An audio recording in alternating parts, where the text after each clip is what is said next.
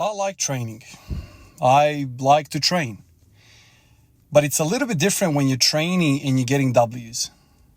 You're winning. You're in a nice little period where everything is matching up with everything and you are moving forward. I love playing basketball as well back in the day. I still love to play basketball.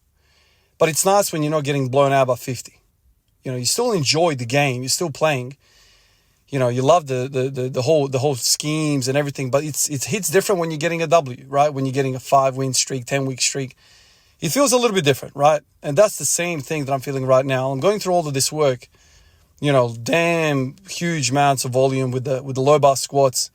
I'm fatigued, I'm dying, I'm like dizzy after a night shift. I haven't eaten all the freaking things, but I do enjoy that high. Like runners get a high after running. I get the weightlifting high when I'm weightlifting. But it's so much different when you know that if I just do this a little bit more for a couple of weeks, I will have potentially another great deadlift workout. Maybe I'll get 285. And that bit of inspiration, that bit of oomph to your step, it just hits a little bit different, man. It's a nice space to be in, 2.5 years went by and I didn't put a deadlift PR. 2.5 years went by or something like that. I don't even know how long it was for the squat. And I didn't really, PR on my single. I did lots of other, little streaks and AMRAP sets and all that stuff. I had something to kind of, be happy about, but never really did a 1-rep max until recently. Same with the deadlift. Same with the bench press. I remember I went for a very long time without benching. And I still came up, still rocked up, still trained, still looked forward to every session. That didn't ever waver. I'm still rocking up, man, regardless. But it's a little bit different, man, when you're really kind of progressing and you're seeing some of this work pay off. And I know that's not going to last for a very long time in the short term or even the long term. Eventually, we're all going to lift our maximum rep for our lifetime. When that is, we don't really know. But, you keep going. You keep, putting your foot in front of the other and you keep moving forward.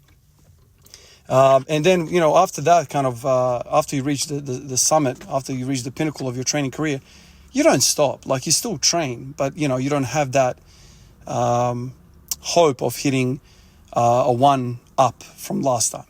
Maybe then, I've spoken to a whole bunch of guys that are in their 40s and 50s, some even 60s. They say, you challenge yourself in other ways. You challenge yourself with other little side quests or main quests in training, so he doesn't have to stop. You can keep on doing things and challenging yourself.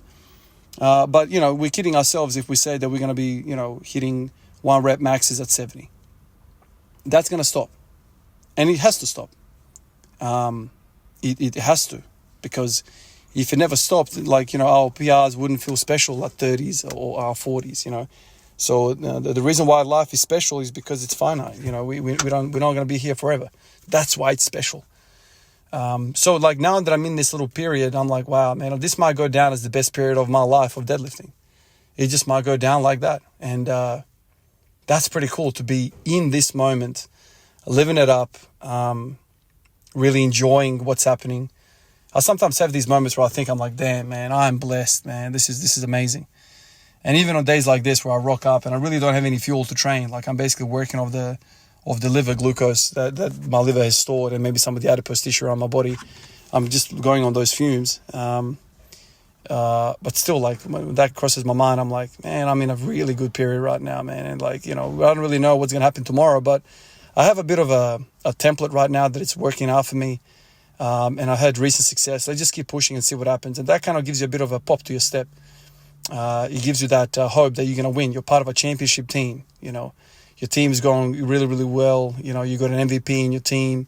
You're playing your role. Everything's kind of going well, and you're hopeful. There's light at the end of the tunnel. You're in the light. You're at the end of the tunnel. You are really enjoying. This is your moment. And you hear athletes talk about it all the time. When you're winning, enjoy it, because don't think it's going to last forever. You might be winning earlier in your career in a nice situation. And then you think I'm going to get better. No, situations change, things change. And then all of a sudden you're the best you've ever been, yet you're losing because you're part of a different system and a different environment. And, that can, it can be that can require a bit of maturity for you to realize where you are.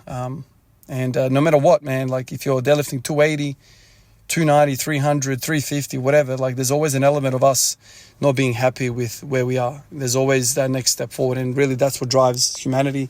That's what drives all of us lifters. I hit that 280. I was happy, man. Don't get me wrong. I was happy. But then you start thinking about 285. And that kind of sucks, right? Like, because I was hoping I would be high for longer. But no, your mind moves on. The very thing that got you to 280 is the very thing that's going to take a little bit of that joy away from you, because the next step is awaiting. You've taken that next step. There's always another one and another one.